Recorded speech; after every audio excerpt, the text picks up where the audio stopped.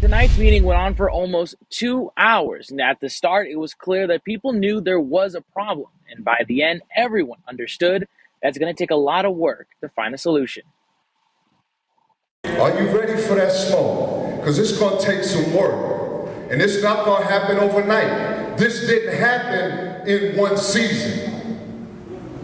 This happened through a process of time, and we're going to have to unroot this thing through a process. Actions speak louder than words. That's what tonight's town hall was all about. A panel made up of members of law enforcement, spiritual leaders, and community activists were present to hopefully give people the answers they need to find solutions. We've had years and years of just meeting to meet. We need help. So now we've got to have action. Community members presented mentorship programs, gun drop sites, and bringing back neighborhood watch groups. Florence City Police Captain Robert Julia says the neighborhood watch groups in particular can have an impact. When people participate in the community watches and meet with us, the information gets passed so that we can combat the problems that these neighborhoods are having. Councilwoman Barnes says she is confident that after tonight, the community took a step forward and will never look back. It is so much that has happened tonight, and we are really, really excited. But now it's time to put the boots on the ground and start to working. This is a heartbreaking story. Lively crew Calindras Nunez wasn't even a year old. Her mother telling me they held her funeral last weekend in Cherokee. 22-year-old Corbin Lee Nunez arrested and charged with murder a week and a half after the death of his daughter. According to the Graham County Sheriff's Office, the assault took place in Robbinsville on February 11th. It was reported to us by a medical facility outside of the state. We were told that this child had to be flown there from our location because we are secluded and we're not close to any hospitals. On February 12th, Captain Jeff Knight says the child died from her injuries. Are you able to talk about those injuries? No, ma'am, not at this time. This investigation is still in its early stages. The magistrate's order for Nunez's arrest, listing his address at Lovin Apartments off 5 Point Road. A neighbor confirming Nunez lives here, and several ambulances responded to the complex that night.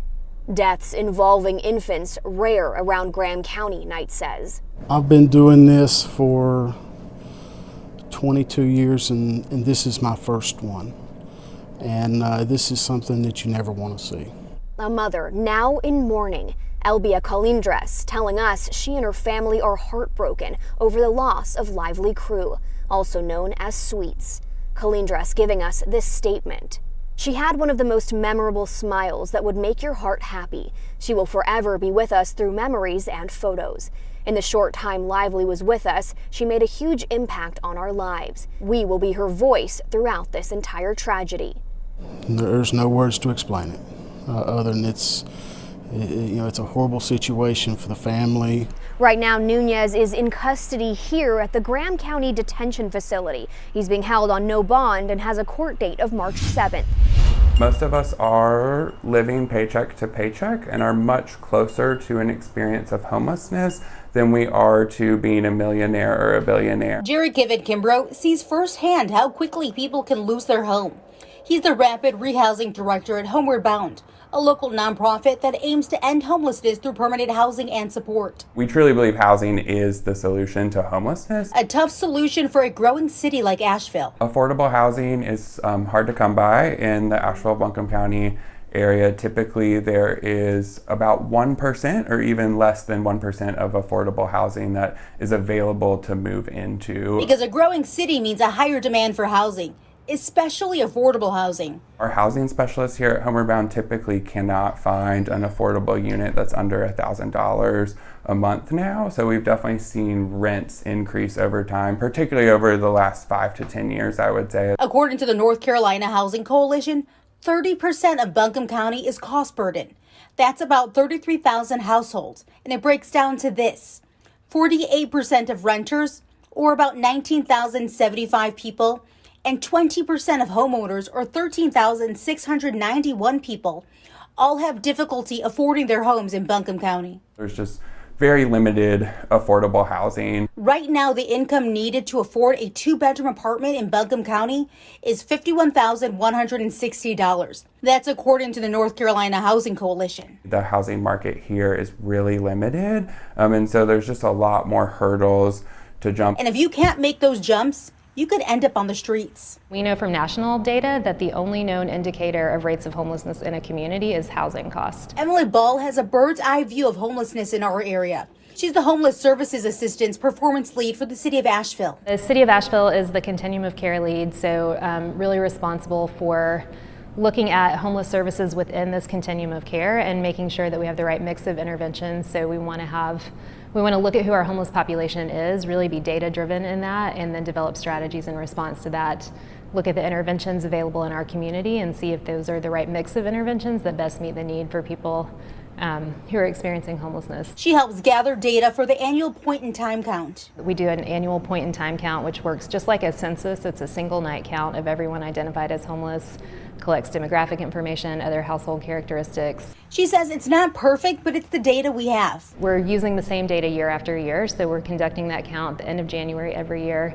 That gives us a picture of how homelessness changes in our community over time. Last year, the count identified 527 people as homeless. 411 people were in emergency shelters or transitional housing, and 116 were outside camping, on the streets, or in a car. The unsheltered number nearly doubling from 2020 when it was 65. In our community, housing costs have been increasing significantly. There's an increasing divide between wages and housing costs. Ball saying data shows the majority of people who are homeless in our community are single adults. When it gets really difficult for people to pay the rent, and they don't have that support system in place, that's when they can become homeless. Which is why Jerry says we need more affordable permanent housing and a high access shelter, which means a shelter with limited barriers to access the space. It really is a win to help end these folks' suffering and get them into housing and help keep them in housing. And it's also a way to help our community as a whole with folks who are struggling with folks living outside around their businesses or are concerned about the cost of homelessness to our community. Right now, Homeward Bound is working on the Days In project,